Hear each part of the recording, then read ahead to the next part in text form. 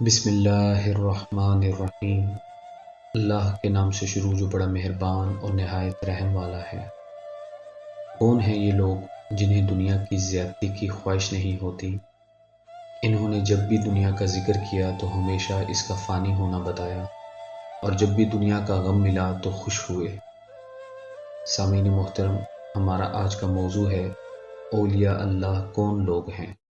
اولیاء کرام رحمہ اللہ السلام نے دنیا کی پوشیدہ چیزوں کی طرف دیکھا تو اس کا انکار کر دیا، اور اس کی ظاہری چمک دمک کو دیکھا تو اسے اپنی نظر سے گرا دیا۔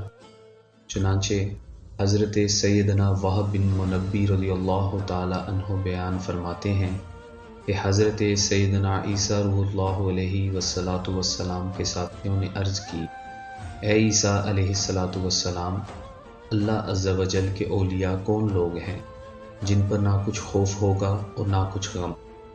آپ علیہ السلام نے ارشاد فرمایا، یہ وہ لوگ ہیں جنہوں نے دنیا کی پوشیدہ چیزوں کو دیکھا جبکہ دنیا دار لوگوں نے دنیا کے ظاہر کو دیکھا۔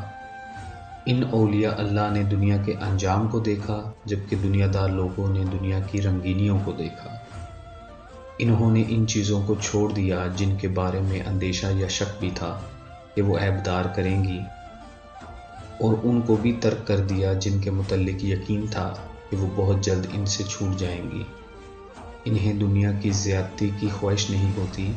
انہوں نے جب دنیا کا ذکر کیا تو اس کا فانی ہونا بتایا، اور جب دنیا کا غم ملا تو خوش ہوئے۔ دنیا کی جو چیز ان کے سامنے آئی اسے ٹھکرا دیا۔ دنیاوی ناحق رفت و عظمت کو حقیر جانا۔ ان کے نزدیک دنیا پرانی ہو چکی ہے، اب وہ اس کی تجدید نہیں چاہتے۔ ان کے گھر ویران ہو گئے لیکن انہوں نے آباد نہ کیے۔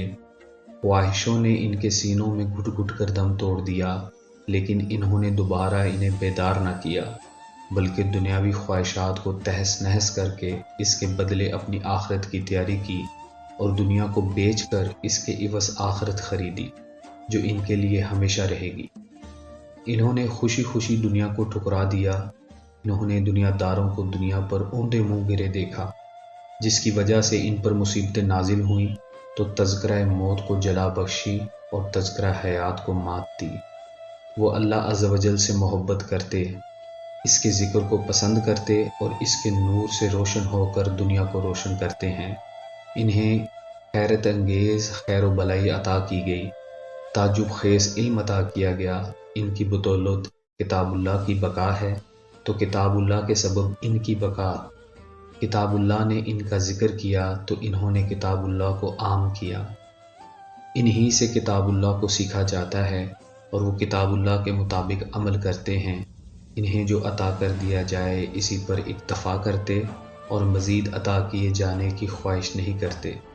وہ کسی کی امید پر بھروسہ نہیں کرتے، بلکہ اللہ عز و جل سے ہی امید رکھتے ہیں۔ وہ اللہ عز و جل کے سوا کسی سے نہیں ڈرتے۔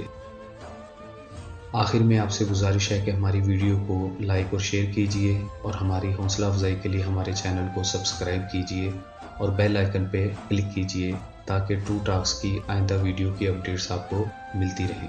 جزاک اللہ۔